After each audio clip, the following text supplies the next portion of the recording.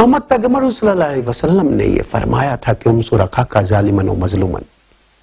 इसका अर्थ साफ है कि जालिम और मजलूम दोनों की मदद करो।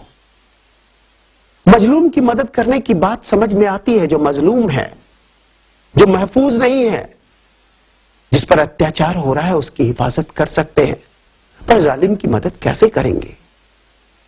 जालिम की मदद उसे जुल्म करने से रोक कर करेंगे।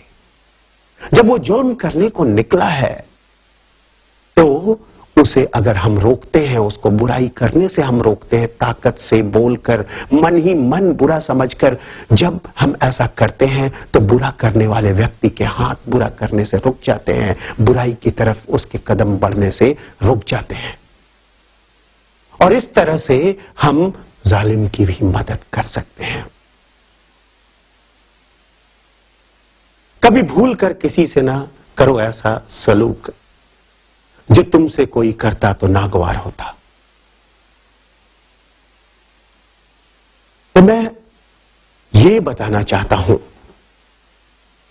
कि मोहम्मद पैगंबर हुजूर सल्लल्लाहु अलैहि वसल्लम रहमतुल आलमीन है। वो पूरे आलम पर अपने रहमत की बरसात करते हैं और इसलिए उसे कहीं एक विचारधारा से बांध कर रखना नहीं चाहिए। एक संस्कृति से, एक क्षेत्र से, एक भाषा से उन्हें बांधा नहीं जा सकता। जैसे कुरान मजीद किताबुल्लाह हुद्दुल नाश है, जो किसी दिशा में नहीं बन सकती, सारे दिशाओं में उसे फैलना चाहिए। इसीलिए ये बात बतानी जरूरी है कि हमें जो ज्ञान का भंडार ईश्वर ने दिया है, प्रभु ने दिया है, अल्लाह तबारक ताला ने दिया है, और उसे फैलाने वाले अंबिया और पैगंबरों,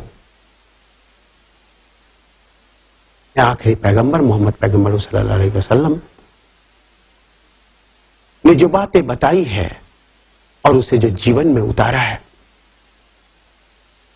मराठी में एक बात कही गई है कि बोले तसा चाले त्याची बंधावी पावले। वो जैसा बोलते थे वैसा करते थे।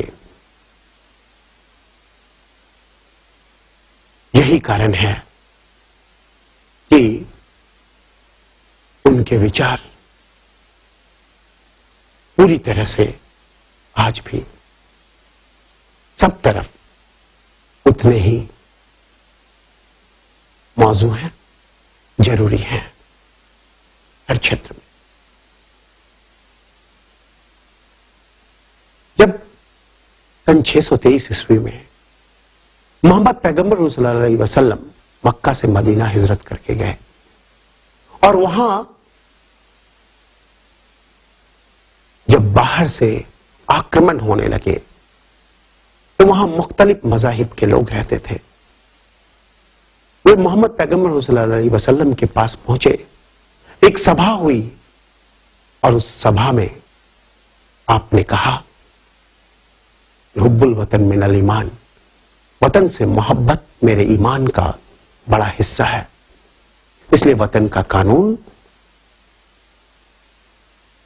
वतन से मोहब्बत अपने आप में बहुत महत्वपूर्ण हो जाता है। जब एक साहबा ने ये कहा कि वो जानिबदारी दिखाना चाहते हैं कुछ महिलाओं की तरफ,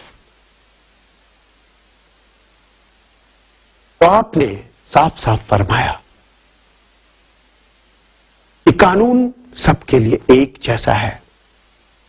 पहले आने वाली कौमें इसलिए बर्बाद हो गई क्योंकि उन्होंने सबके लिए एक जैसा कानून कायम नहीं किया था। इसलिए अगर आज मेरी बेटी फातिमा भी चोरी करती है तो उसके भी हाथ कटवा दिए जाते हैं। अर्थात कानून की नजरों में कोई भी अपना और पराया नहीं है। अयम निज परायति गन्ना लघु चेत श्याम, उदार चरिता नाम वसुधैव तु कुटुंबकम। यह अपना है और यह पराया है, ऐसा क्षुद्र हृदय वाले व्यक्ति सोचते हैं। उदार हृदय वाले व्यक्ति तो सारे संसार को अपना कुटुंब, अपना परिवार मानते हैं।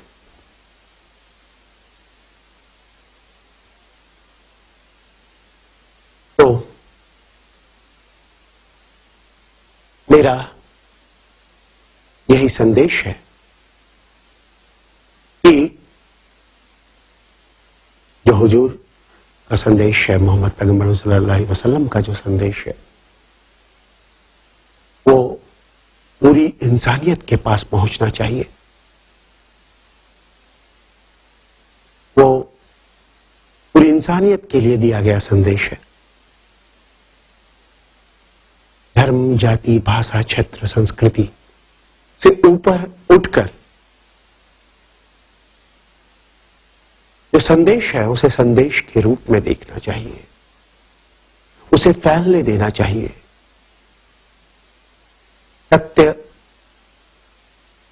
जहां कहीं भी होता है वो सत्य होता है। अगर फूल हो तो उसकी खुशबू फैलेगी ही। मोहम्मद पैगंबर सल्लल्लाहु अलैहि वसल्लम ने तो यहां तक फरमाया था कि मुझे हिंदुस्तान से इल्म की खुशबू आती है। इस हिंदुस्तान से जहां से होकर आदम अलैहिस्सलाम गए थे और पहला इबादत गाह बनाया था। सभी लोगों से मेरा यही कहना है कि चाहे किसी भी धर्म और संस्कृति में हो, ऋग्वेद में हो, वहां भी यही कहा गया है कि अनभद्रो कृत्वा यन्तु विश्वतः, let the noble thoughts come from all side. सभी ओर से अच्छे विचारों को आने दो। और यही विचार सबसे पहले लफ्ज में भी कहा गया है जो नाजिल हुई थी हुजूर पर, इकरा, जिसका अर्थ होता है पढ़ना। हमें पढ़ना चाहिए। सब कुछ ईश्वर ने बनाया है, उसे ढूंढना चाहिए, उसे ढूंढकर सामने लाना चाहिए। यही हमारा फर्ज है, यही हमारा कर्तव्य है। तो सभी ओर से अच्छे विचारों को आने दें और नहीं मैं